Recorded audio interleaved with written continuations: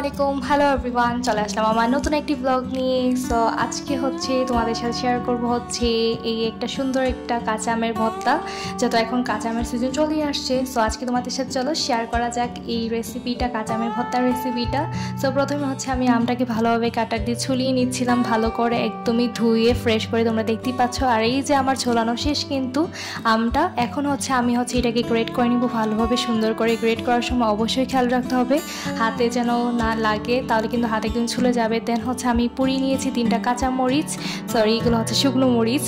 ওকে, এগুলো হচ্ছে আমি পুড়িয়ে নিয়েছি। পুড়িয়ে নেওয়ার পর হচ্ছে আম্মু এগুলো ভালোভাবে ভেঙে দিল, যেহেতু আমার ভাঙলে হাত চলবে তার জন্য। দেন হচ্ছে এগুলো ভালোভাবে লবণ দিয়ে চিনি দিয়ে মাখিয়ে নিচ্ছে আম্মু ভালোভাবে সুন্দর করে। আর দেখি হচ্ছে জিভে পানি চলে আসছিল, মাখানোটা অনেক সুন্দর করে হচ্ছে আম্মু মাখিয়ে নিয়েছে।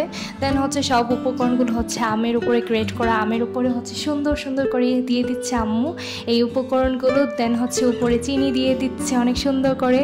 তারপরে হচ্ছে সাজানোর জন্য বা ফ্লেভারের জন্য ধনেপাতা দিয়ে দিচ্ছে, এটা হচ্ছে বিলেতে ধনেপাতা।